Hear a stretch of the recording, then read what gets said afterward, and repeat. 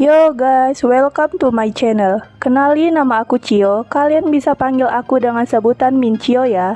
Oke, sebelum kita mulai membahas videonya, boleh dong bantu channel ini dan klik tombol subscribe, like, dan jangan lupa nyalain notifikasinya juga, biar kalian gak ketinggalan setiap aku upload video baru.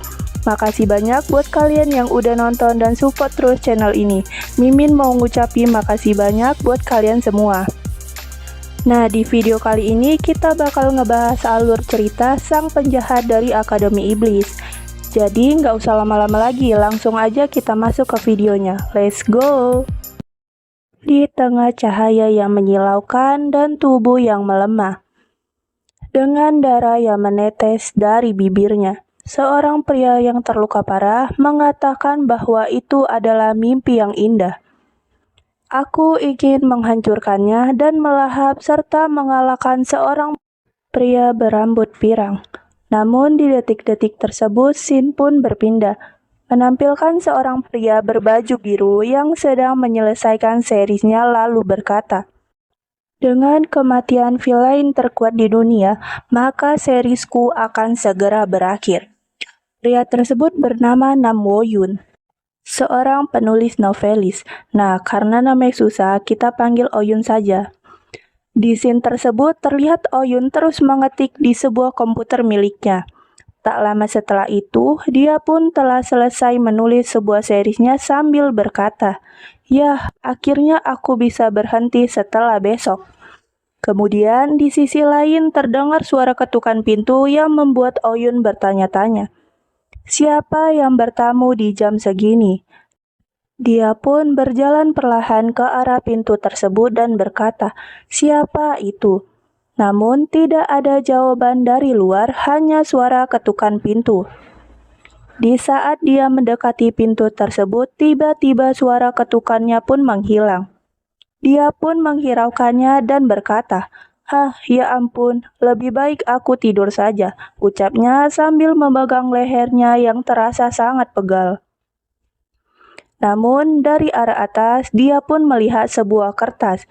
Dia pun bertanya-tanya, dari mana datangnya kertas ini. Kemudian dia pun mengambil kertas tersebut. "Ini adalah hadiah, gunakan jika Anda membutuhkannya," tertulis di kertas tersebut. Namun tiba-tiba aura tersebut berubah. Scene pun berpindah ke arah seorang pria yang tengah berbaring lemah dengan tubuh yang terluka parah. Tapi ada seorang pria yang melihat itu. Dia adalah Oyun.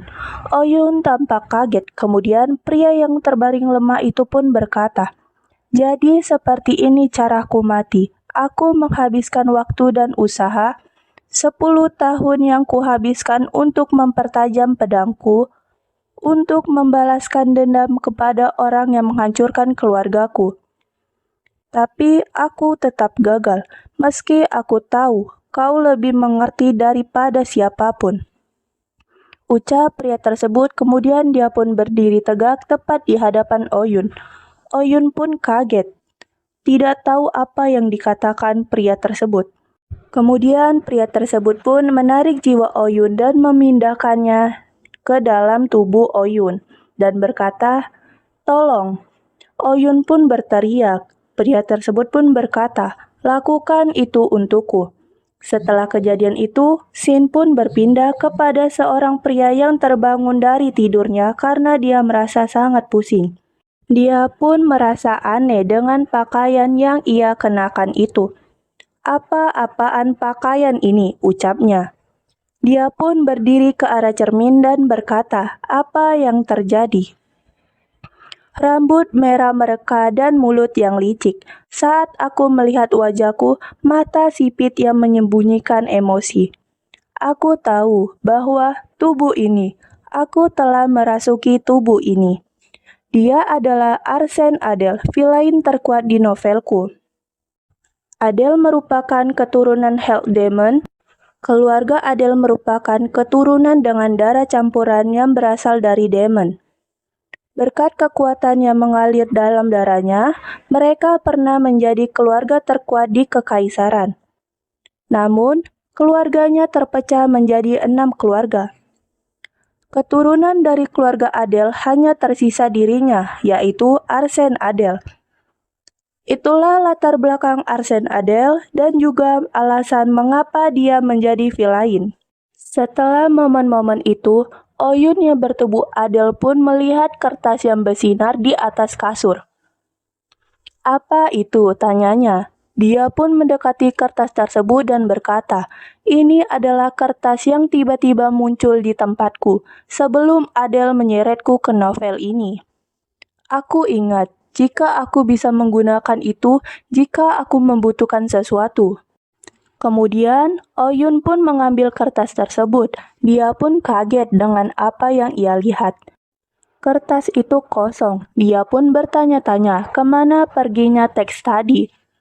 Oyun pun merasa kesal dan berkata, "Brengsek, jadi seperti ini diriku mati." Namun di kertas tersebut hanya ada tulisan, "Crater, jika kau tidak tahu cara menggunakan trace." Oyun pun mulai bertanya-tanya apa maksudnya. Tiba-tiba kertas tersebut muncul pertanyaan, "Tolong jawab iya atau tidak." Oyun yang merasa diabaikan tersebut pun menjawab, "Ya." Setelah menjawab itu pun, tiba-tiba teks itu muncul lagi dengan kalimat, "Bagaimana cara menggunakan information purchase? Aku akan menjawab apapun yang kau tulis di kertas ini. Beberapa pertanyaan memiliki harga, tapi ada yang tidak." Oyun pun merasa tertarik untuk bertanya kepada kertas itu. Dia pun mengatakan, "Beritahu bagaimana caraku kembali ke dunia nyata." Kemudian muncullah tulisan, "Itu mustahil." Membuat Oyun merasa kesal, lalu Oyun pun mengganti pertanyaan dengan, "Beritahu aku cara menggunakan mana dan trace milik Adele." Setelah itu muncullah tulisan, "Pertanyaan ini tidak membutuhkan harga. Mana manipulation dan cara menggunakan trace telah ditanamkan ke dalam tubuh Anda. Apa Anda menerimanya, ya atau tidak?" Oyun pun menjawab, "Ya." Scene pun berpindah. Trace pertama, ability untuk mengambil panca indera seseorang. Terlihat sebuah lingkaran kecil yang berwarna hitam berada di tangan Oyun. Oyun pun berkata, "Berhasil. Umumnya lebih besar dari ini, tapi mungkin ini akan berguna." Selanjutnya adalah kekuatan untuk menahan lawan dengan auraku. Setelah mencoba, Oyun pun berhasil. Kesatria atau prajurit terlatih bisa menahan ini, tapi ini akan bekerja pada manusia biasa. Sekarang aku hanya perlu memahami talenti Adele yang terpendam. Possession Transfer 1 adalah kekuatan untuk berpindah tempat dengan objek pilihanku. Ini adalah pembunuhan skill terbaik yang pernah ada. Kemudian, Oyun pun mencoba tapi dia masih belum berhasil, alias gagal. Tapi dia tidak menyerah begitu saja. Dia pun mencoba untuk yang kedua kalinya dan berkata, "Aku akan melakukannya berkali-kali, tidak, ratusan kali jika perlu. Aku akan berhasil dan aku akan selamat." Di sisi lain, terlihatlah 5 orang prajurit yang tengah mencari seseorang dan berkata, "Kita harus pastikan kita bisa membunuhnya kali ini." Di sebuah tempat kediaman keluarga Arsène, suara langkah kaki terdengar. Dia adalah Kapten Leon Courteville, atau biasa disebut Kapten Phil, yang sedang bertanya kepada penjaga pintu tersebut. "Di mana dia?" katanya. Arsène pun menjawab dari dalam pintu, "Di ruangan ini." "Bagaimana keadaannya?" tanya Kapten Phil. Pelayan yang sedang menjaga pintu pun berkata, "Dia masih belum bergerak selama berhari-hari." Setelah mendengar perkataan itu pun, Kapten Phil dan 4 prajuritnya masuk ke ruangan tersebut. Arsène pun berkata, "Kau di sini, Sir Phil. Kau pasti tidak punya ide untuk membiarkan seorang anak muda hidup, bukan?" Kemudian Kapten Phil memerintahkan prajuritnya untuk menyerang Arsène.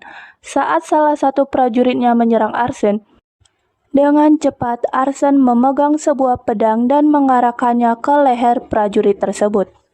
Hal itu membuat Kapten Phil marah, lalu memerintahkan prajuritnya yang lain untuk membunuh Arsene. Lalu prajurit yang lain ingin menyerang Arsene. Arsene pun memecahkan sebuah kaca jendela dan melompat dari jendela tersebut. Hal itu membuat Arsene sedikit terluka. Kemudian dia pun segera pergi ke hutan untuk melarikan diri. Kapten Phil yang melihat itu pun memerintahkan seluruh prajuritnya untuk mengejar Arsene. Kemudian scene pun berpindah menampilkan sebuah hutan yang Arsene datangin. Dengan napas yang tidak beraturan, dia pun tidak berhenti berlari. Dia pun berkata, "Walaupun aku beruntung dan berhasil kabur dari kejaran mereka, tidak mungkin aku bisa tetap bertahan hidup. Jadi karena itu, aku harus masuk di gate di hutan ini yang menuju ke Demonic Realm atau alam setan." Demonic Realm saat ini sedang mengalami kerusakan yang parah karena perang melawan manusia. Arsene pun ingin menunjukkan bakatnya kepada mereka agar mereka mau menerimanya. Tiba-tiba, Arsene pun mendengar suara seseorang yang sedang berkuda. Dia pun dengan cepat bersembunyi di belakang pohon. Mereka tidak lain adalah Kapten Phil dan beberapa prajuritnya. Arsene pun dengan cepat pergi dari situ untuk mencari gate tersebut, tapi dia tidak tahu di mana itu.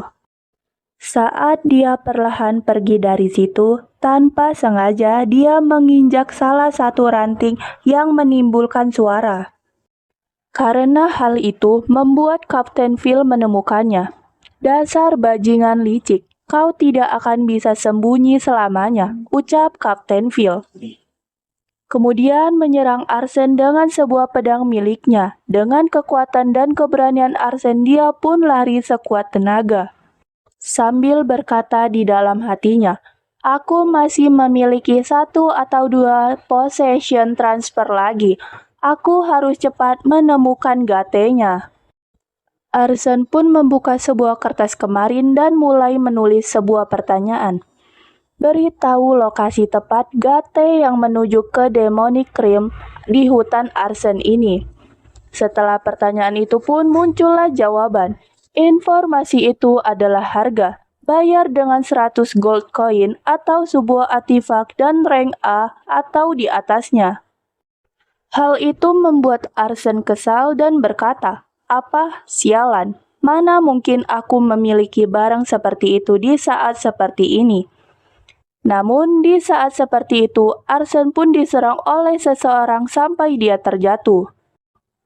"Apakah lari karena kau ingin tetap hidup?" tanya orang tersebut yang tidak lain adalah Kapten Phil.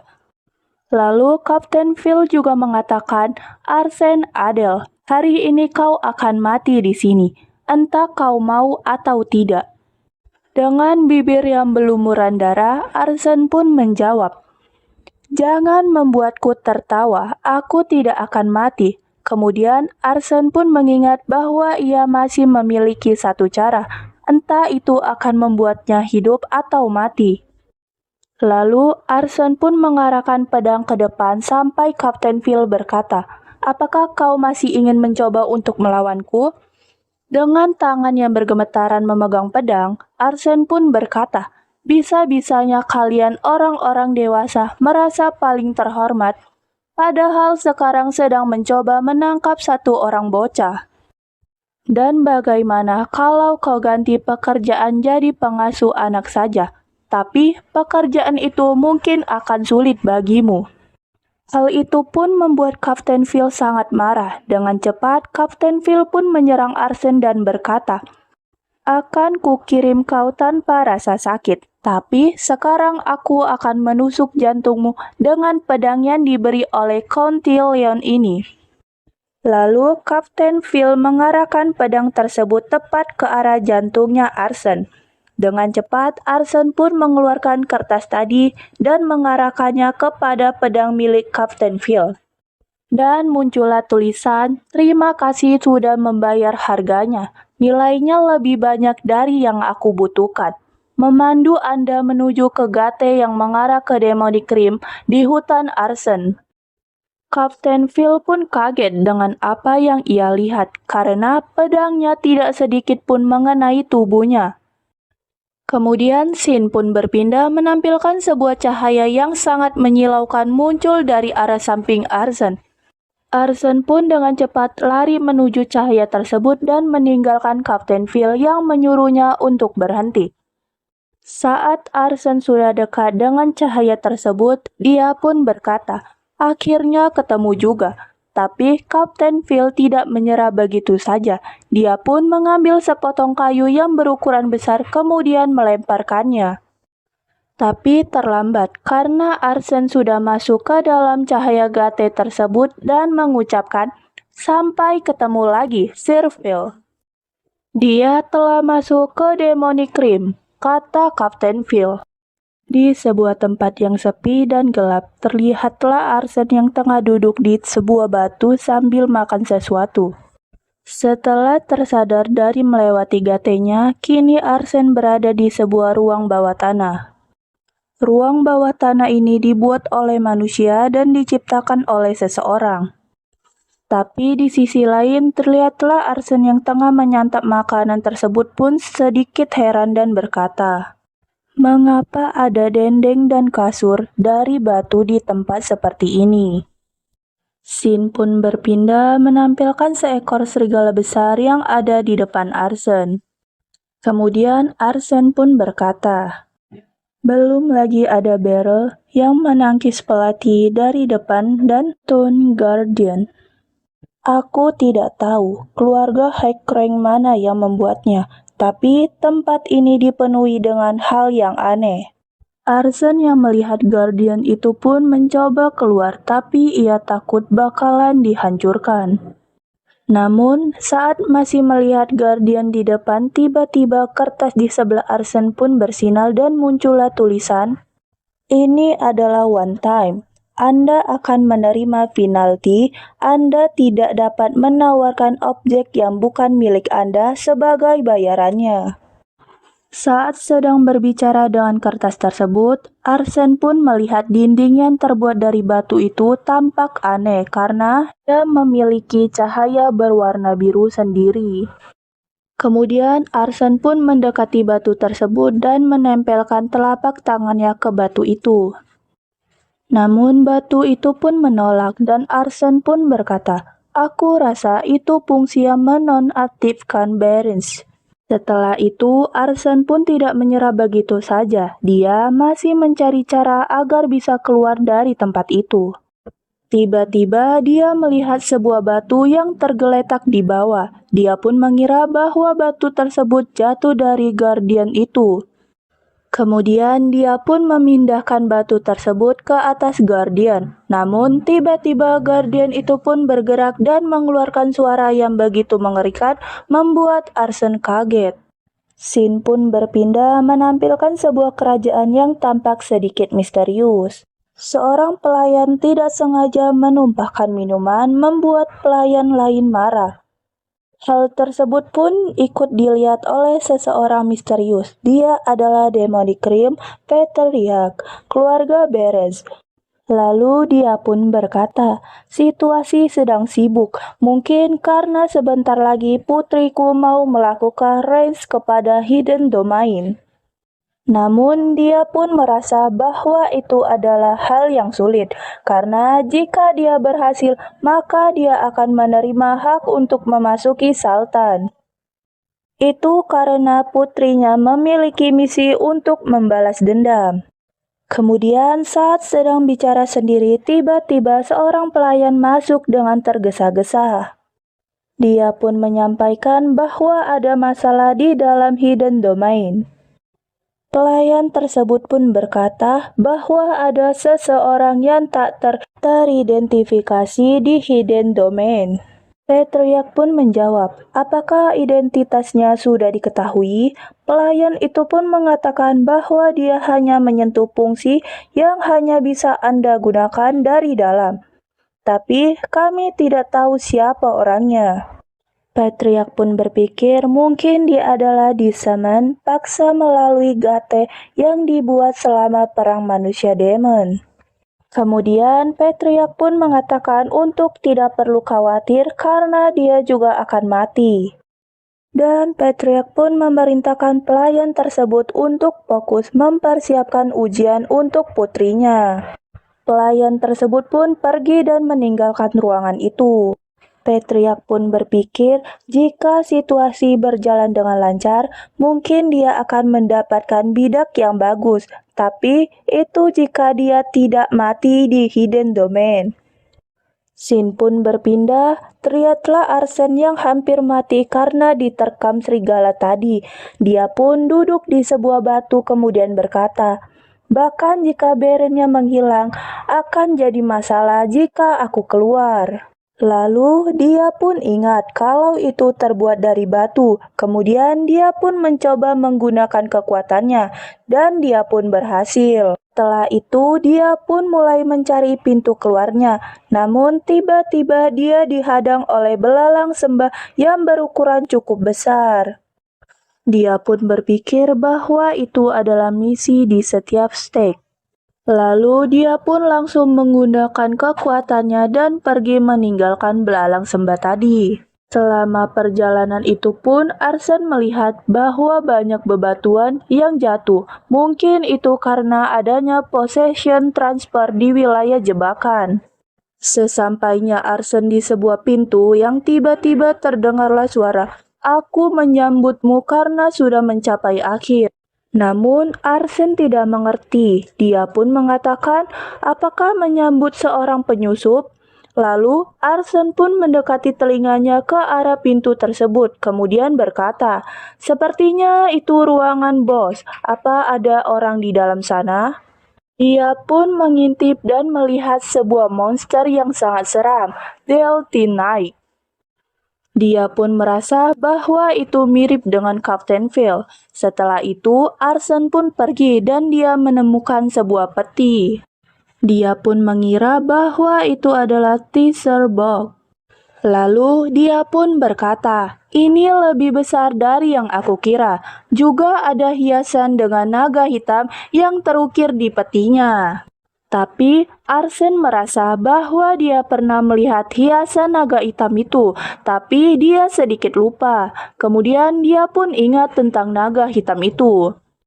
Kemudian dia pun berpikir, jika dia menangkapku, maka matilah aku. Lalu Arsene pun memilih untuk mengosongkan peti tersebut dan mencari item yang mungkin berguna, kemudian kabur dari situ. Namun, saat dia membuka peti tersebut, muncullah gumpalan cahaya hitam yang masuk ke dalam tubuhnya melewati mulutnya. Hal itu membuat Arsene kesakitan dan berteriak. Setelah tragedi tadi, Arsene pun sadar dia melihat matanya ada goresan berwarna hitam. Dia pun mengira kalau itu adalah cairan yang lompat ke arah matanya. Itu adalah Ale of Superbia. Ale of Superbia adalah peningkatan pesat dalam penglihatan dinamis yang aktif setelah membunuh musuh. Arsene pun berpikir bahwa dengan itu dirinya tidak akan pernah kalah dari orang-orang yang lebih lemah darinya. Setelah mendapatkan beberapa yang dibutuhkannya, Arsene pun pergi untuk mencari pintu keluarnya. Karena dia tadi terlalu fokus kepada chess sampai dia tidak melihat bahwa ada pintu di belakangnya. Arsene pun berkata, "Aku harus apa? Aku sudah membuat kegaduhan. Jadi sudah pasti banyak pasukan yang menungguku di luar. Tapi aku bisa mati kalau keluar." Kemudian hal pertama yang dilakukan Arsene adalah menghilangkan insignia yang ada di lehernya, karena itu adalah tanda bahwa ia adalah keluarga Arsene. Scene pun berpindah menampilkan seorang prajurit tadi yang mengatakan untuk membuka pintu sekarang, karena Yang Mulia akan menuju kemari. Mendengar hal itu, Arsene pun mulai bertanya-tanya dan berkata, "Apa, Yang Mulia? Apa mungkin alasan mereka menyambut orang bodoh atau dungu adalah karena tempat ini pasti domain yang dibuat oleh keluarga, kelas, atau untuk latihan?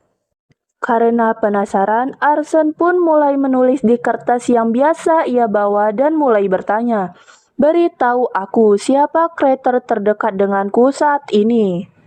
Tapi, lagi-lagi kertas tersebut meminta bayaran. Kali ini bayarannya naik menjadi 100 gold coin. Kemudian Arsen pun menulis, "Mana? Aku akan membayarnya dengan 100 dari mana maksimumku." Lalu, harga tersebut pun cukup dan kertas tersebut pun mulai menjelaskan bahwa kreator terdekat denganmu adalah Rene. Rene merupakan putri bungsu dari Craig Barons, patriark dari keluarga Barons. Arsen pun kemudian berkata, "Sial, matilah aku." Domain ini dibuat oleh keluarga Barons untuk latihan putri bungsunya. Ace of Superbia adalah hadiah untuknya ketika dia berhasil menyelesaikan domain ini. Rene telah memiliki kekuatan besar dalam keluarga Barons. Dia dapat memotong Guardian layaknya mentega dan muncul di hadapanku. Akhirnya, Arsen pun memberanikan diri untuk mendatangi Rene. Rene pun bertanya, "Siapa kamu?" Arsen pun bersimpu dan berkata, "Selamat atas keberhasilan Anda menyelesaikan domain. Nona Rene, Anda akhirnya telah menjadi Barons yang layak." Rene pun tidak mengerti apa yang dikatakannya dan menyodorkan pedangnya ke hadapan Arsen untuk menjelaskan semuanya. Dengan wajah yang dipenuhi dengan keringat, Arsen pun berkata, "Patriark telah memerintahkan saya untuk menjaga Anda." Tapi di dalam hati Arsen, dia pun berkata, "Mata kita saling temu." Tapi tampaknya dia tidak menyadari Eye of Superbia. Tapi Rene sedikit ragu dengan dirinya, walaupun Arsen hanya mempergunakan dia agar bisa keluar dari situ. Karena Rene tidak percaya, Arsen pun menunjukkan kekuatannya dengan pedang miliknya, membuat Rene kaget melihat itu dan kemudian dia pun percaya. Setelah dipercaya, Arsen pun mengatakan untuk segera menghadap Patriark karena dia sudah menunggu. Rene pun mengikuti Arsen untuk keluar. Lalu Arsen pun membuka pintu itu dan mereka berdua pun keluar. Tapi tanpa diketahui, tiba-tiba Patriark muncul di hadapan mereka. Arsen pun tidak percaya dengan apa yang ia lihat. Dia pun berpikir, kenapa Kreta ada di sini? Dia akan mencoba membunuhku kalau dia melihat bahwa aku telah mengambil Eye of Superbia. Tapi Arsen tampak bingung karena mereka tidak bereaksi sama sekali. Patriark pun mulai bertanya kepada Rene, "Apakah kau berhasil menyelesaikan domain?" Rene pun menjawab, "Ya." Kemudian Patriark mengajak Rene untuk ikut dengannya. Tapi di sisi lain terlihatlah Arsen yang ingin kabur tapi sangat mustahil. Dia bisa kabur dari mereka semua. Scene pun berpindah menampilkan sebuah mansion keluarga Baron. Setelah itu, Patriark menyuruh seluruh pasukannya untuk kembali ke markas. Arsen tampak kebingungan, dia bingung harus pergi atau tidak. Kemudian Patriark menyuruh Arsen agar tetap di situ karena dia akan memanggilnya nanti. Mendengar hal itu, Arsen pun keringat dingin. Apakah ini kesempatannya atau tidak? Scene pun berpindah memperlihatkan Rene yang sedang bicara kepada ayahnya, yaitu Patriark. Patriark pun berkata, "Kau telah menyelesaikan tugas terakhirku. Apakah kau harus masuk ke fasilitas training?" Rene pun menjawab ya, membuat Patriark hanya diam. Lalu Rene pun juga mulai bertanya, "Selain itu, bagaimana dengan dia? Dia kuat." Tapi Patriark berpikir bahwa itu adalah hal yang menarik. Kemudian Patriark pun berkata, "Karena kau telah membuktikan dirimu layak, kau sekarang boleh menuju Sultan seperti apa yang kau minta." Rene pun terlihat sangat senang dan mengucapkan terima kasih. Tapi di sisi lain terlihatlah Patriark yang sedang berpikir bahwa aku kira dia akan langsung mati setelah menyelinap masuk ke dalam domain. tapi dia berhasil selamat dan bahkan mendapatkan Eye of Superbia. Dia mungkin layak untuk kumanfaatkan, sedangkan di luar Arsene masih setia menunggu entah sampai kapan. Setelah menunggu beberapa menit, akhirnya Arsene pun dipanggil untuk masuk ke ruangan Patriarch. Saat telah masuk, Arsene pun semakin bingung dengan tatapan yang diberikan oleh Patriarch. Dia pun berkata di dalam hatinya, apa yang sedang dia pikirkan. Namun dengan keberanian dirinya, Arsene pun bertanya, kenapa kau membiarkanku hidup? Patriarch pun menjawab, dasar bajingan. Kau berhasil menipu putriku dengan baik, ucapnya sambil mengeluarkan aura hitam yang seperti kemarin yang membuat Arsene kesakitan. Hal itu pun membuat Arsene sampai bersimpuh karena aura hitam itu pun begitu kuat menyerangnya. Arsene pun merasakan bahwa energi demoniknya sangat kuat. Lalu Patriarch pun berkata, dasar licik, siapa namamu? Kemudian Arsene pun mengatakan bahwa namanya Adele. Dia hanya memberitahu nama belakangnya saja. Mendengar hal itu pun, Patriarch menguatkan aura hitam yang menyerang Arsene, lalu mengangkat tubuh Arsene ke atas, kemudian menjatuhkannya kembali. Arsene pun berkata, apa yang kau inginkan dariku? Tapi bukannya menjawab itu, Patriarch menyuruh Arsene untuk membuka mulutnya agar sesuatu yang ingin ia masukkan itu masuk ke dalam mulutnya. Lalu Patriarch pun berkata, kau hanya perlu melanjutkan apa yang kau beritahu kepada putriku. Dan yang telah dimasukkan Patriarch kepada Arsene adalah sebuah racun yang akan merobek jantungnya kalau dia berubah pikiran. Patriarch juga mengatakan bahwa dia akan menyiapkan kamar untuk Arsene. Setelah rasa sakit yang menyerang tubuhnya, Arsene pun kemudian mulai biasa saja. Tapi dia masih bingung apa yang baru dimasukkan Patriarch ke dalam dirinya. Scene pun berpindah menampilkan sebuah rumah yang mungkin itu adalah tempat yang telah disiapkan oleh Patriarch. Saat Arsene sampai di sebuah kamar, pelayan tersebut pun mengatakan bahwa Arsene harus tinggal di situ mulai saat itu. Lalu pelayan tersebut pun pergi dan menyuruh Arsene untuk segera beristirahat. Mau tidak mau, Arsene tetap harus bertahan hidup di rumah itu karena kehendak Krete. Tapi dia merasa sedikit lega karena Patriarch masih membiarkannya hidup, walaupun Arsene merasa bahwa dirinya hanya dijadikan alat saja. Lalu Arsene pun duduk dan melihat apa yang telah dimasukkan Patriarch tadi. Setelah itu, Arsene pun berusaha untuk mengambil makhluk itu agar keluar dari tubuhnya.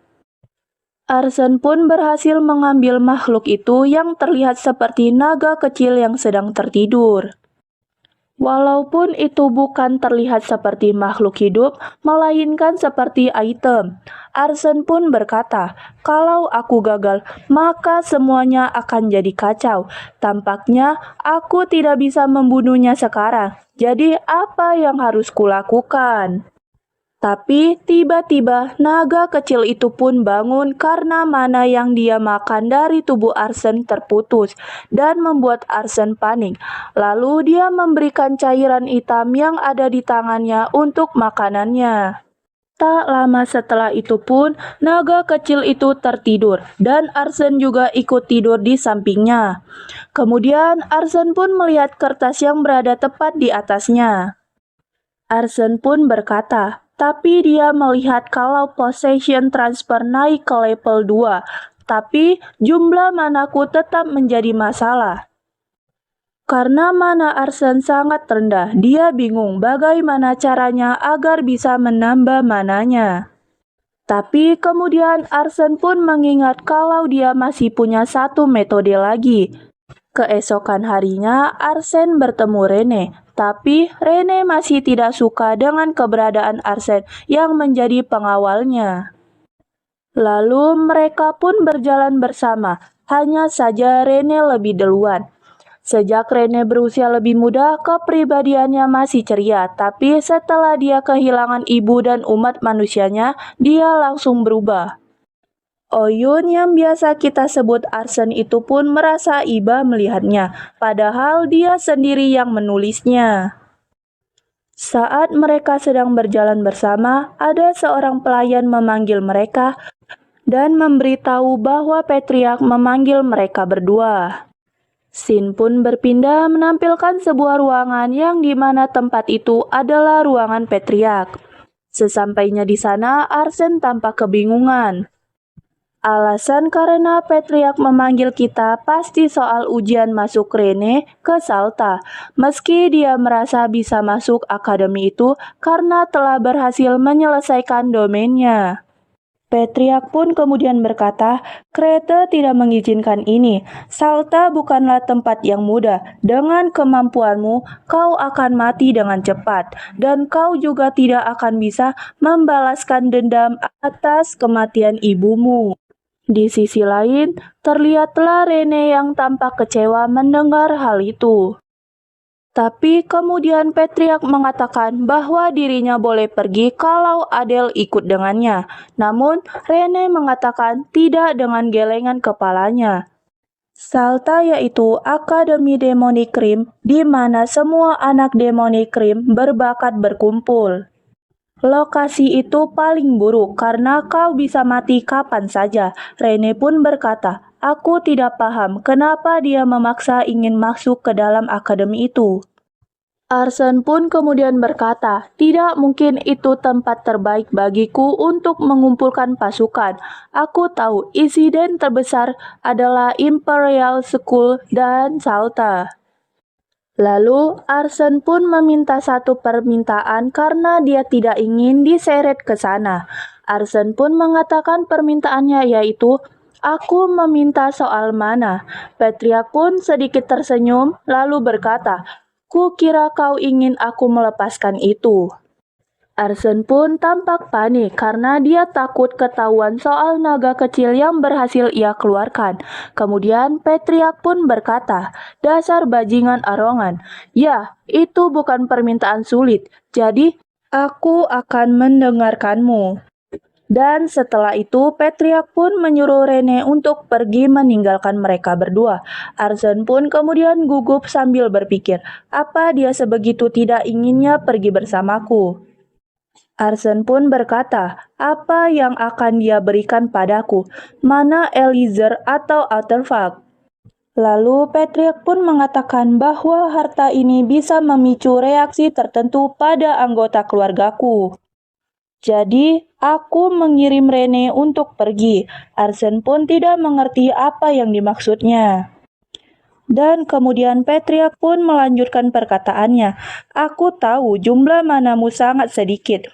Kau akan menjadi tameng putriku, jadi setidaknya aku bisa melakukan ini untukmu.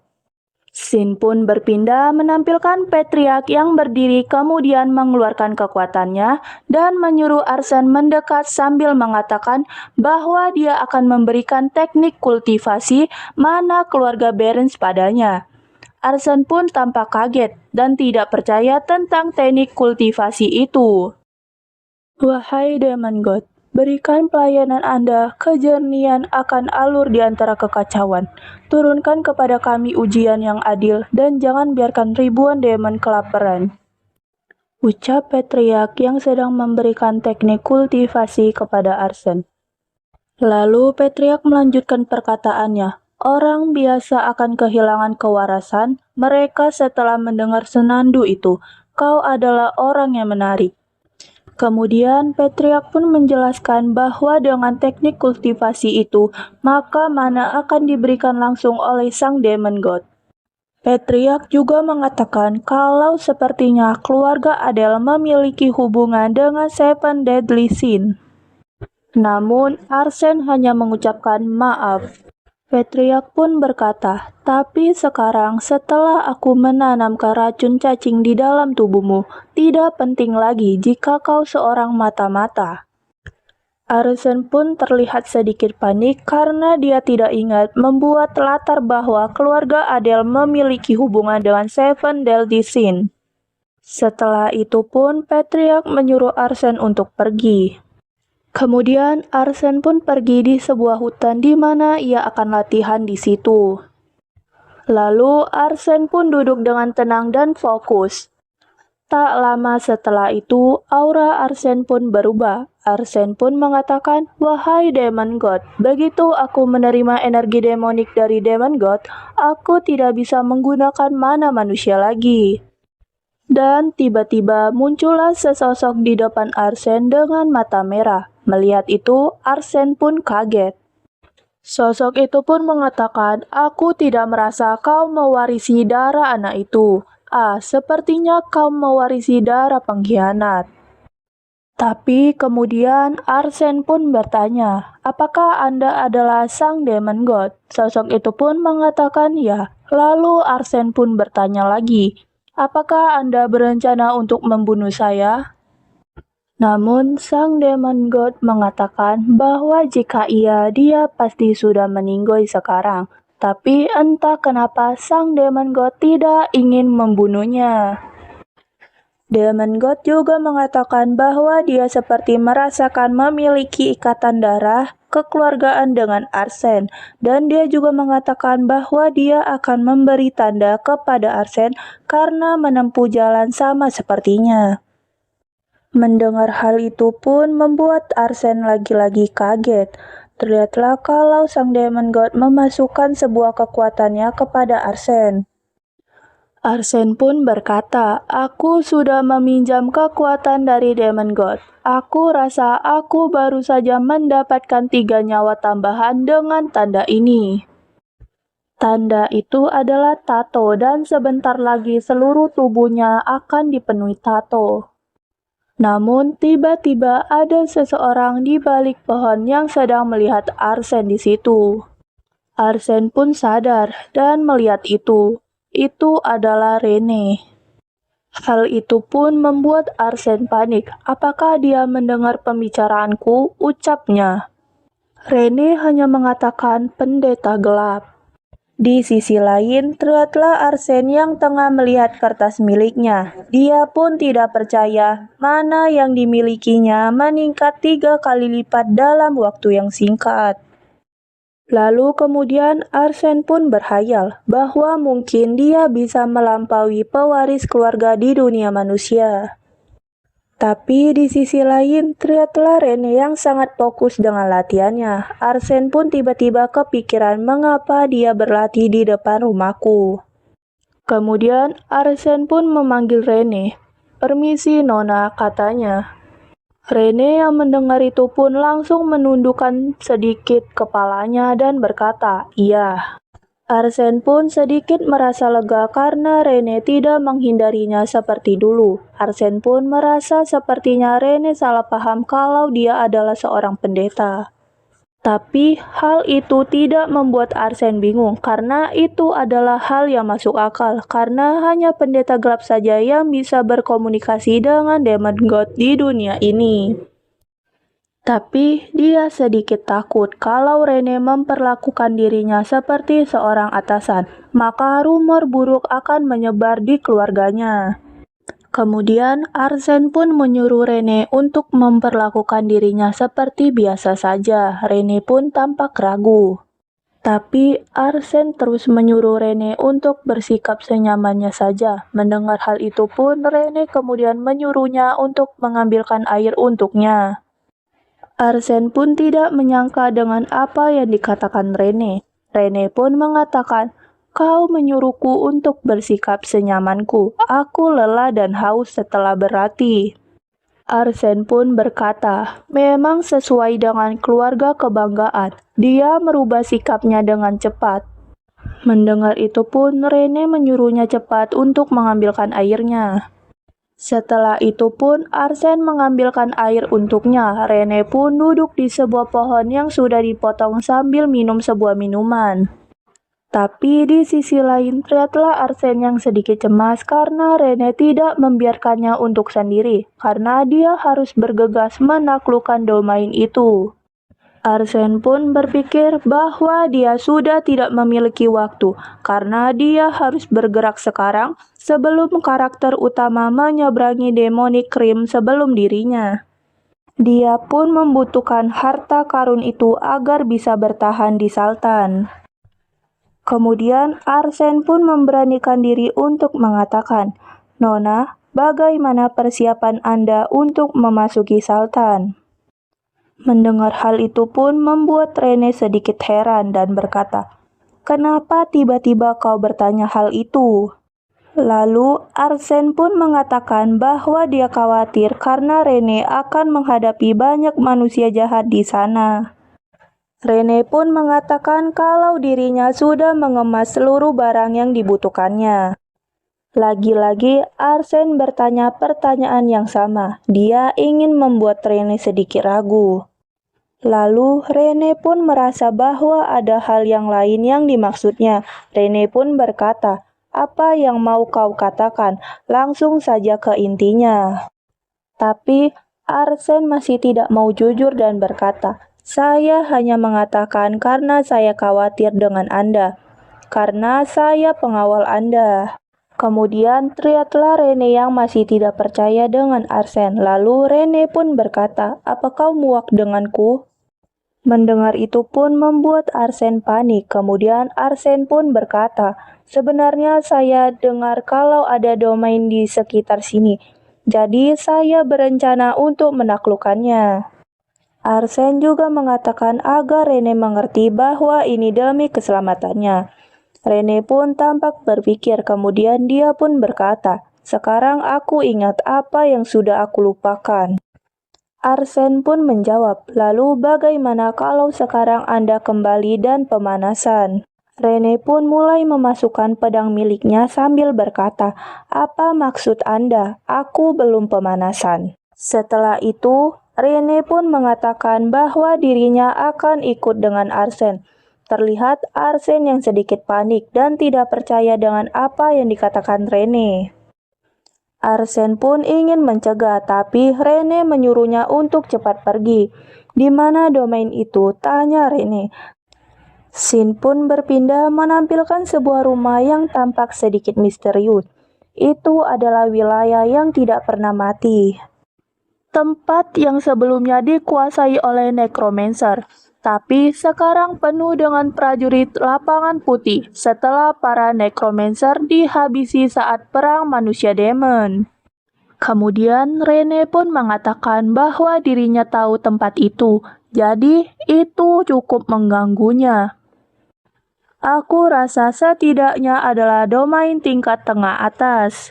Arsene merasa itu bukanlah masalah. Mendapatkan bantuan dari Rene juga tidak buruk. Tapi yang jadi masalah adalah jika dirinya terus bergerak bersama Rene. Itu akan membuat dirinya sulit kabur dari mansion. Kabarnya pasti akan langsung menyebar. Arsene pun kemudian berkata, "Kalau kau keberatan tidak apa-apa kalau tidak ikut, dan jika Patrick tahu kau keluar tanpa seizinnya."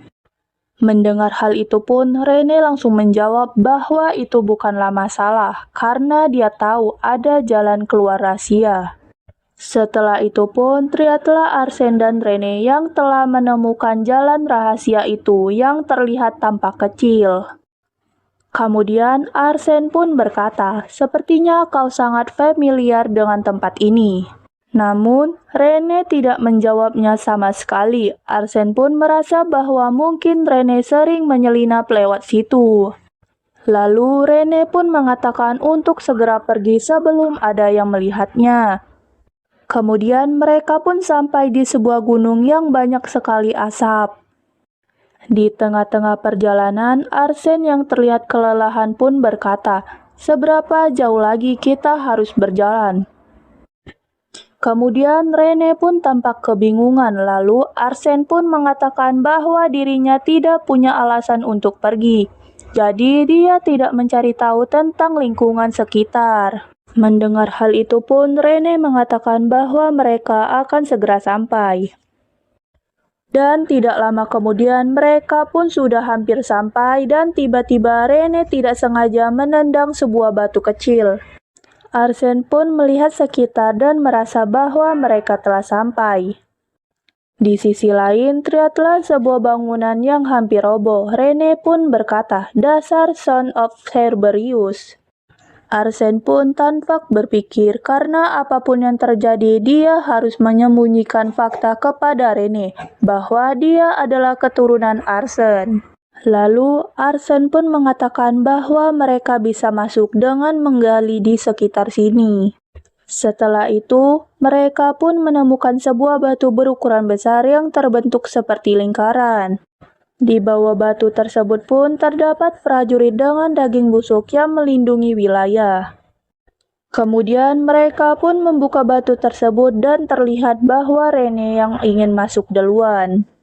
Di sepanjang jalan itu pun mereka dapat melihat cahaya dari cahaya-cahaya api yang ada di sepanjang jalan. Setelah itu pun mereka telah sampai di sebuah tempat. Arsene merasa bahwa bangunan itu ada di level yang berbeda di domain biasa. Mungkin di situ juga terdapat 100 makam baru. Lalu Rene pun mengajak Arsene untuk masuk. Namun, di saat mereka mendekati tempat itu, muncullah sebuah jari yang terlihat seperti tengkorak hidup muncul dari bawah tanah. Dan bukan hanya satu, tapi banyak sekali. Tengkorak itu pun mengepung mereka berdua. Arsene dan Rene pun sudah siap siaga untuk melawan mereka. Lalu Arsene pun berkata, "Aku serahkan ini padamu." Kemudian Rene pun mengeluarkan kekuatannya dan dengan satu kali tebasan pedang, mereka hancur berkeping-keping. Arsene yang melihat itu pun tidak percaya bahwa Rene bisa melawan mereka. Arsene juga berkata, "Pasti Necromancer di dekat sini." Dan Arsene pun juga mengatakan bahwa dirinya akan menyusul.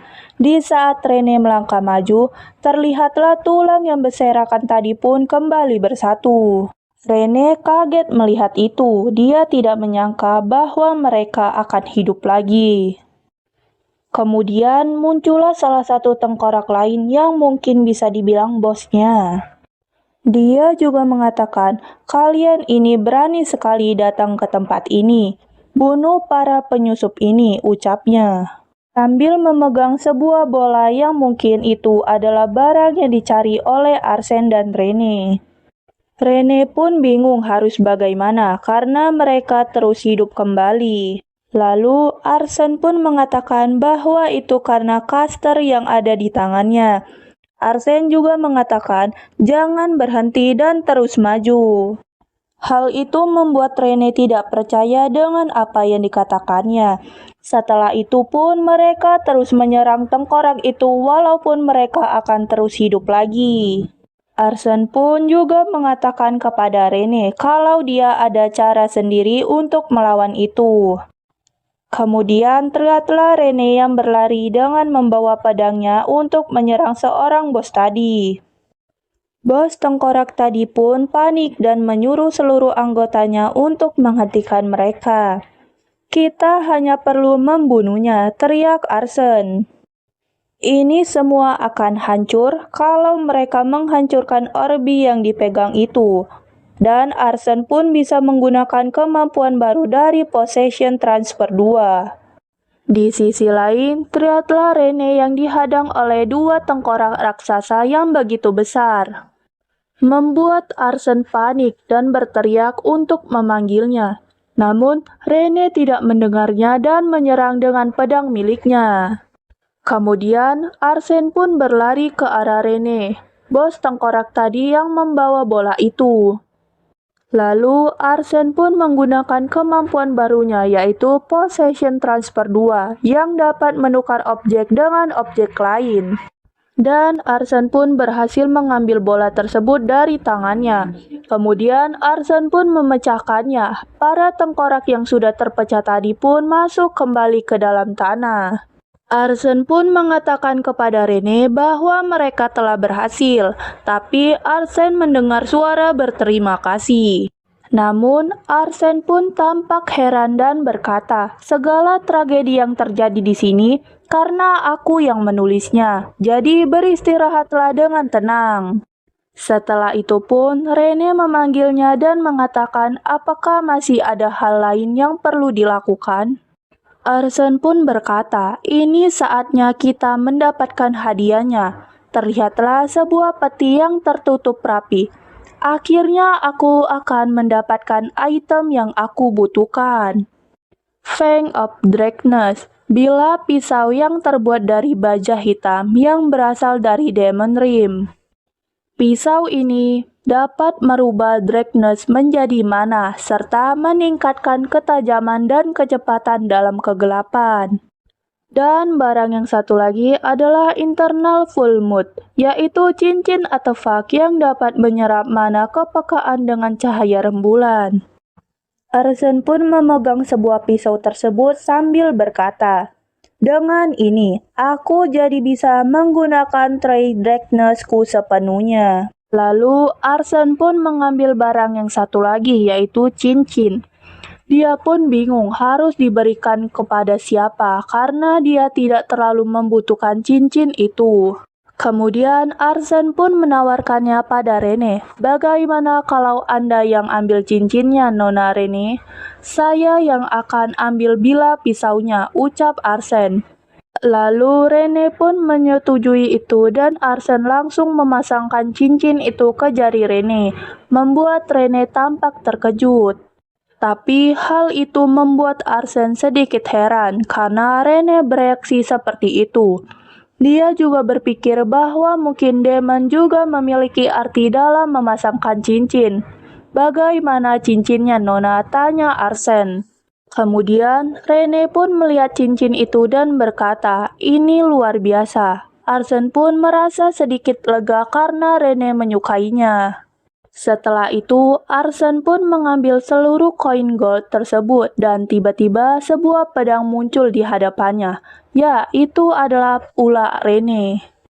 Arsen pun kemudian berkata bahwa itu untuk dibagikan secara merata.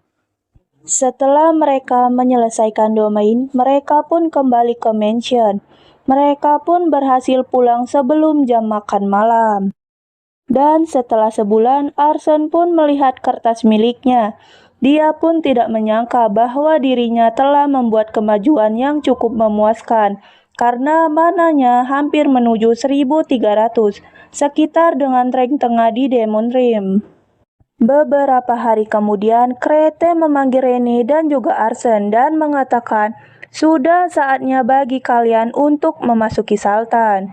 Dia juga mengatakan, hari ini kalian akan pergi ke ibu kota untuk ujian masuk akademi. Apakah kalian sudah menyelesaikan persiapan kalian? Mereka pun menjawab, ya. Setelah itu, Patriark pun menyuruh mereka pergi dan mengatakan, kalau tidak perlu ada salam perpisahan. Rene pun menunduk sedikit tampak kecewa mendengar itu. Kemudian, Rene pun pergi keluar dari ruangan itu. Arsen pun berkata, saya pamit pergi dengan Nona, ucapnya. Lalu, saat Arsen ingin pergi, dia pun dipanggil. Adele, aku harap kau akan sukses. Mendengar hal itu pun, Arsen mengatakan ya, kemudian dia pun pergi. Dan mereka berdua pun masuk ke dalam kereta kerajaan. Mereka juga mengatakan bahwa mereka akan langsung berangkat.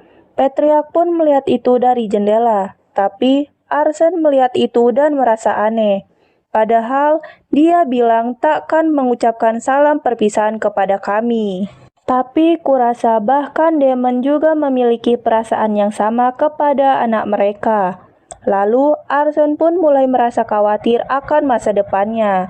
Tapi karena sudah begini, dia harus mendapatkan tujuannya di Sultan. Mereka pun kemudian berangkat, namun Arsen merasa heran karena dari tadi Rene belum ada mengatakan sesuatu padanya. Dia merasa apakah dia melakukan kesalahan? Dan tiba-tiba Rene pun melihat Arsen sambil berkata pelan, awalnya aku tidak suka padanya karena dia terlihat mencurigakan, tapi dia lebih tampan dari dugaanku sebelumnya. Kemudian Arsen pun membuka topik dan berkata, "Bukankah cuaca hari ini begitu cerah?" Tapi Rene tidak menjawab itu, dia hanya berbicara kepada dirinya sendiri. Lalu Rene pun mulai meragukan apakah dia benar pendeta atau bukan. Arsen yang melihat itu pun mulai merasa aneh dengan tatapan Rene. Rene pun akhirnya merasa bahwa dia telah melihat Arsen berbicara dengan Demon God, dan mengapa dia masih meragukan itu. Arsen pun mulai yakin kalau dia pasti memiliki salah terhadapnya. Kemudian, Rene pun melihat cincin kemarin yang dipasangkan oleh Arsen dan mulai berpikir, "Sumpah abadi, itulah artinya saat seseorang dari jenis kelamin berbeda memasangkan cincin kepada jarimu di dalam Demon Rim." Rene pun mulai merasa bingung karena Arsen melakukan itu tanpa basa-basi. Dia pun bertanya-tanya sumpah apa yang telah dibuatnya. Kemudian Arsen pun memanggil Rene dan mengatakan bahwa mereka akan sampai 1 jam lagi. Dan lagi-lagi Rene hanya menjawab, oke, membuat Arsen yang kemudian bertanya, "Nona, apa aku melakukan sesuatu yang salah?" Tapi Rene tidak menjawab itu, dia hanya mengatakan bahwa dirinya mau tidur siang. Dan tidak lama setelah itu, mereka pun telah sampai di ibu kota Demon Rim. Dari luar ini tidak terlalu berbeda dengan Human Rim, tapi ada beberapa perbedaan terdapat dari beberapa orang memiliki tanduk dan juga fisik yang berbeda. Sedangkan Demon Elite memiliki perbedaan yang jelas di tato. Mereka memiliki tato yang sama seperti Arsen. Melihat Arsen yang hanya diam, Rene pun kemudian berkata, "Kamu sedang apa? Ayo cepat." Mendengar itu pun Arsen segera mengikutinya dan berkata, "Jadi kemana kita pergi sekarang?" tanyanya. Rene pun berkata, "Ujian masuk akan dimulai lusa saat siang hari.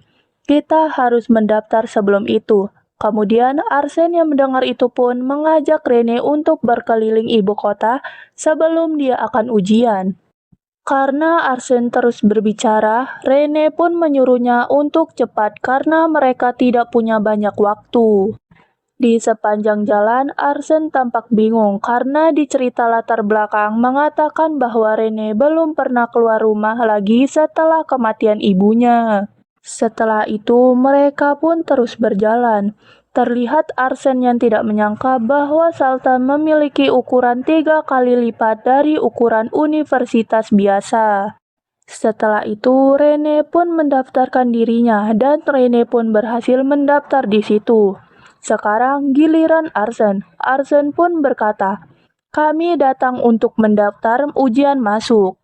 Di sisi lain, terlihatlah penduduk sekitar situ pun melihat Arsen tampak aneh. "Nampaknya kau bukan demon." Kemudian penjaga pendaftaran tersebut pun marah dan berkata, "Help demon, berani-beraninya mau daftar." Dan penjaga tersebut pun juga melanjutkan perkataannya. "Kami mungkin telah kalah dari perperangan, tapi kau pikir ini tempat apa?"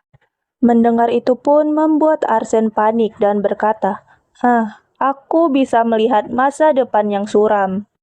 Seorang penjaga pendaftaran tadi pun berkata, "Karena tikus sialan sepertimu, apa yang terjadi?" Kemudian Rene pun menghampiri mereka. Melihat Rene pun, penjaga tadi pun kaget dan berkata, "Tanduk itu cukup luar biasa. Siapa sangka aku bisa melihat anak dari keluarga Seven Deadly Sins." Lalu setelah itu pun penjaga tersebut pun mengatakan, "Jika kalian ingin mendaftar, sebut keluarga dan identitasmu," ucapnya. Rene pun berkata, "Keluarga Behrens, Rene, dan dia adalah pengawal yang diizinkan untuk berada di sampingku." Penjaga tadi pun menulis sambil meremehkan standar keluarganya karena telah menerima seorang yang berasal dari Help Demon sebagai bodyguard. Kemudian Rene pun merasa kesal dan berkata, "Aku tidak akan diam jika kau terus menghina keluarga Behrens lebih jauh." Lalu penjaga tersebut pun panik dan berkata, "Kami tidak mendiskriminasi identitas pendaftar, jadi lupakan saja apa yang baru saja kukatakan." Dan penjaga tersebut pun menyuruh Arsene untuk menyebutkan identitas keluarganya. Arsene pun menyebutkan bahwa dia berasal dari keluarga fiksi, Adele, katanya. Setelah itu pun pendaftarannya selesai. Mereka hanya perlu datang saat ujian tiba. Tidak heran jika mereka memusuhi Hell Demon, karena selama perang antara manusia dan demon, Hell Demon lebih kuat. Mereka pun kemudian pergi, tapi terlihatlah Rene yang masih kesal dengan penjaga tadi. Arsene pun yang melihat itu pun berkata, "Baiklah Nona Rene, kita perlu mendapatkan akomodasi sekarang." Kemudian mereka pun sampai di sebuah bangunan yang cukup tua. Tapi Rene tidak menyukai bangunan itu. Arsene pun mengatakan bahwa mereka tidak punya banyak uang untuk mencari yang lain. 100 gold yang diberikan pada kami hanya cukup untuk sebulan. Karena efek setelah perang, keluarga Behrens jatuh miskin. Jadi mereka tidak bisa meminta lebih. Setelah itu pun Arsene mengajak Rene untuk masuk ke dalam. "Selamat datang," ucap salah satu pelayan di situ. Arsene pun kemudian berkata, "Apa ada ruangan untuk 2 orang tinggal selama 2 hari?" Pelayan tersebut pun berkata, "Masih ada. Apa Anda ingin satu ruangan bersama orang yang di samping Anda?" Mendengar itu pun membuat pipi Rene merah merona. Lalu Arsene pun mengatakan, "Tidak, tolong beri kami ruangan yang berbeda." Terlihatlah Rene di samping Arsene merasa kesal, dan kemudian pelayan tersebut pun memberikan 2 kunci dengan meminta bayaran 2 gold coin, dan memberitahu bahwa ruangan mereka berada di lantai kedua. Lalu Arsene pun membayar itu, dan Rene pun mengambil kunci tersebut kemudian pergi duluan. Arsene pun berkata, "Saya akan mengangkat barang bawaan dulu. Nona Rene silakan istirahat." Kemudian Rene pun pergi. Tapi menurut Arsene tidak heran jika Rene bersikap seperti itu. Itu mungkin karena dia selalu tinggal di mansion besar. Jadi ini mungkin pertama kalinya dia tidur di situ. Dan kini saatnya mereka istirahat selama 2 hari. Setelah 2 hari, akhirnya lomba itu pun dimulai. Arsene pun berjalan bersama Rene sambil melihat sekitar. Arsene pun tidak menyangka bahwa banyak sekali orang yang mendaftar untuk mengalahkan manusia. Hal itu membuat Arsene harus waspada agar identitasnya tidak terbongkar. Mereka pun kemudian sudah masuk ke dalam, dan di dalam ada seorang penjaga yang meminta menunjukkan identitas agar kalian naik urut. Arsene tidak mengerti apa yang dikatakannya, lalu muncullah sebuah kereta api, membuat Arsene tidak menyangka bahwa ada kereta api di situ. Mereka bilang beberapa gate seperti labirin telah memblokir penyusup. Salta hanya bisa dicapai dengan menggunakan kereta. Membuat Arsene semakin penasaran tentang seberapa luas tempat itu. Lalu mereka pun masuk ke dalam kereta tersebut. Dan tidak lama setelah itu, ada seseorang yang mengumumkan bahwa mereka akan segera sampai ke Salta. Di sisi lain, terlihatlah sebuah tempat dengan bangunan yang indah. Ya, mereka telah sampai di Salta. Mereka pun turun dari kereta, dan ada lagi informasi yang mengatakan bahwa para pendaftar ikuti pemadu dan masuk ke auditorium di mana ujian akan diadakan. Dan mereka pun beramai-ramai berjalan menuju ke dalam ruangan yang cukup besar. Melihat itu pun, Arsene pun takjub dengan ruangan itu.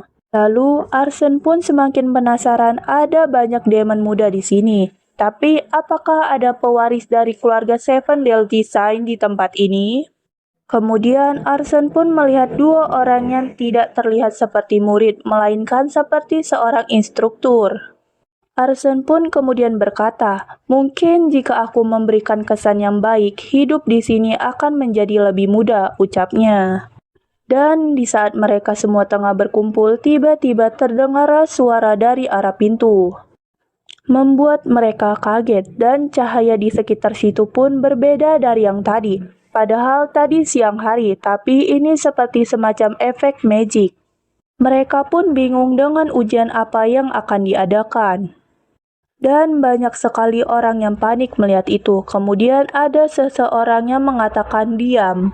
Lalu muncullah seorang wanita yang membuat mereka semakin bingung. Selamat datang di Salta, dasar bodoh. Mari kita lihat seberapa banyak kalian yang bersemangat untuk meninggoy di tahun ini.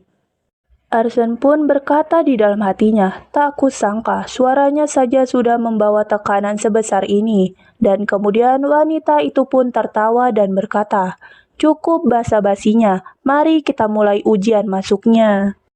Lalu dia pun mulai menyerang mereka semua dengan kekuatan yang terlihat seperti angin yang menyakitkan. Arsene pun kemudian memanggil Rene, tapi Rene mengatakan untuk fokus pada latihannya. Di sisi lain, terlihatlah banyak sekali orang yang tidak dapat bertahan dengan itu. Namun, terlihatlah seorang pria dan wanita yang tadi dikatakan instruktur oleh Arsene. Wanita itu pun berkata, kepala akademi sungguh memiliki selera yang luar biasa, bukankah begitu ucapnya? Dan pria di sampingnya pun juga berkata, ya, tidak peduli seberapa berbakat dirimu, jika kekuatan mentalmu lemah, itu tidak berguna. Wanita yang tadi menyerang mereka pun bernama Luxian. Ada alasan kenapa Luxian secara pribadi mengawasi tahap pertama ujian masuk yang dikenal sebagai ujian ketahanan mental. Itu dilakukannya untuk memverifikasi apakah pendaftaran bisa bertahan dari interogasi dan menjaga rahasia jika ditangkap oleh manusia. Di sisi lain, pria tersebut terus mengawasi selama sampai 5 menit dan banyak sekali yang tidak bisa bertahan dengan itu. Namun, wanita di samping pria tadi melihat ke arah Arsene dan Rene dan mengatakan, kecuali mereka, yang lainnya sudah tertunduk. Aku punya ekspektasi tinggi karena banyak pendaftar. Pria tersebut pun menjawab, iya, sekitar 40% yang bertahan lebih dari 5 menit. Dibanding dengan pendaftaran kemarin, ini jauh lebih banyak. Mereka juga mengatakan bahwa banyak pendaftaran tersebut melibatkan seluruh pewaris keluarga Seven Deadly Sins. Sepertinya rumornya memang benar. Kemudian pria tersebut pun mulai melihat ke arah Arsene dan merasa ada yang berbeda. Karena Arsene terlihat bukan seperti pewaris keluarga Seven Deadly Sins. Lalu wanita tersebut pun tampak senang karena sudah 10 menit mereka masih bisa bertahan. Dan mereka pun kembali melihat Arsene dan merasa bahwa mungkin dia tidak bisa bertahan lagi. Tapi pria tadi pun merasa ada yang aneh. Dan benar saja, Arsene mengeluarkan aura hitam yang ada di dalam dirinya. Melihat itu pun, pria dan wanita itu kaget, begitu juga dengan Lucian. Bahaya, kita harus membunuhnya, ucap pria tersebut. Dia tidak terlihat sekuat itu, tapi seketika aura di sekitarnya berubah. Struktur itu pun kaget dengan apa yang ia lihat, persis seperti emosi kosong seseorang sewaktu memetik bunga atau membunuh serangga. Seketika perhatian setiap instruktur menuju kepadanya. Kemudian Luxian pun melihat ke arah instruktur tadi, dan instruktur itu pun berkata di dalam hatinya, sial, aku merasa gugup, padahal lawanku hanyalah aplikan baru. Di sisi lain, terlihatlah Arsene yang sudah hampir jatuh. Dia pun juga mengatakan, aku akan kehilangan kesadaranku sebentar lagi. Aku harus mencari cara untuk menahannya. Kemudian Arsene pun ingat, dia bisa menggunakan Killing Intent. Mungkin itu akan cukup untuk menahan aura milik gadis itu. Lalu Arsene pun menggunakan itu dan aura di seluruh tubuhnya berubah dan dia pun berhasil berdiri kembali. Luxian pun yang melihat itu pun berkata, kau bertahan cukup lama juga ya, apa harus intensitasnya aku naikkan sedikit lagi? Arsene pun menjawab, sedikit lagi saja. Dan ketika intensitasnya dinaikkan, Arsene masih bisa tetap berdiri. Hal itu pun membuat Luxian tidak percaya melihatnya. Arsene pun tidak percaya bahwa dirinya bisa bertahan. Dan kemudian Arsene teringat pada Rene. Bagaimana dengan Rene, ucapnya.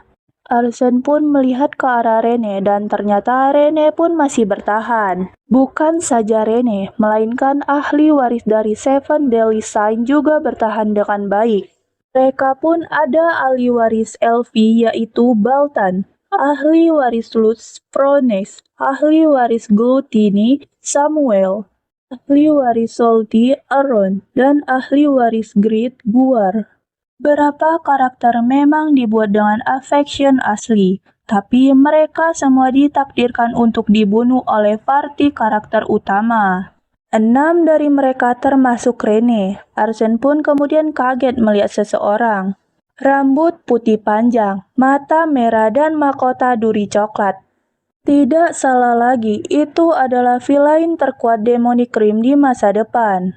Demon Lord, ahli waris Writi, yaitu Diana. Kemudian ujian masuk pertama pun telah selesai. Arsene pun berkata, Demon King secara tradisional berasal dari keluarga Writi, jadi tidak ada alasan untuk apa dia ada di sini.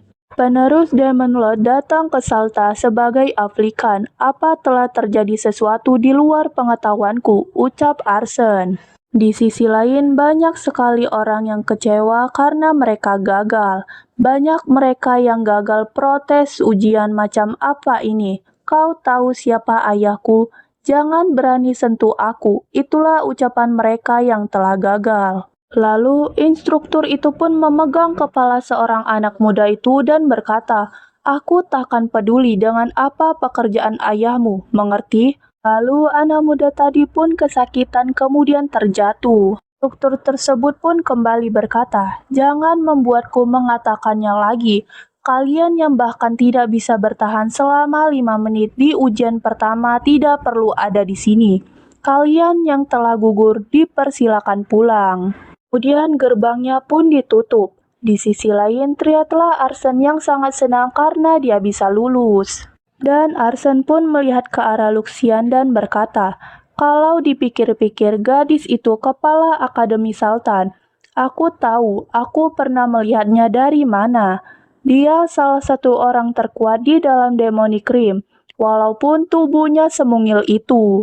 Aku beruntung bisa lolos ujian pertama, tapi aku harus lebih berhati-hati karena aku bisa gagal kapan saja. Nah, yang lulus ujian kedua akan lebih sedikit lagi, ucap Arsene.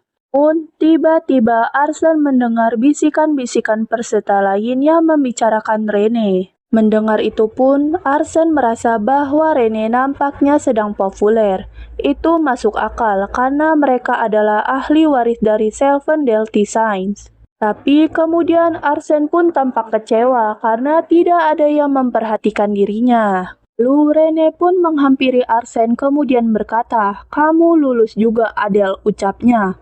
Lalu Arsene pun berkata, "Iya, saya berhasil menahannya." Dan instruktur itu pun memanggil seluruh peserta yang lolos untuk mendengarkan ujian yang kedua. Instruktur itu pun memperkenalkan dirinya. "Nama saya Ares, sayalah yang bertugas mengajar kalian." Arsene pun mengatakan bahwa instruktur itu seperti preman. Ares pun kembali berkata, "Selamat atas kelulusan kalian di ujian pertama untuk menguji kekuatan mental kalian. Itu adalah ujian untuk melihat apakah kalian bisa mempertahankan kesadaran kalian di situasi di mana kalian akan disiksa oleh manusia ke depannya," ucapnya. Ares pun juga mengatakan bahwa 8 aplikan yang berhasil bertahan sampai akhir akan menerima poin tambahan. Dan jika berhasil di ujian kedua, maka mereka boleh memasuki ruangan persenjataan. Mendengar ruangan persenjataan membuat Arsene senang karena dia bertahan hingga akhir. Di sisi lain, Arsene bisa merasa rasa iri dari yang lainnya. Lalu, Ares kembali melanjutkan penjelasannya tentang ujian kedua, yang dimana mereka harus menunjukkan kemampuan mereka kepada instruktur. Lebih tepatnya, mereka harus menunjukkan talenta dan senjata apa yang bisa mereka gunakan melawan manusia. Mereka pun akan mendapatkan kelas yang akan mereka tempati sesuai dengan apa yang telah ditentukan ujian ini. Namun, di sisi lain, terlihatlah Arsene yang masih bingung tentang manusia apa yang akan mereka lawan. Lalu, Ares pun berkata, "Tugas kalian dalam ujian kedua, serta manusia yang akan kalian lawan adalah ini." Dan kemudian keluarlah sebuah harimau putih dari bawah tanah dengan sebuah pedang. Mereka pun semua kaget. Arsene pun berkata, Bukankah itu hero terkuat di antara kepala dari 6 keluarga hebat?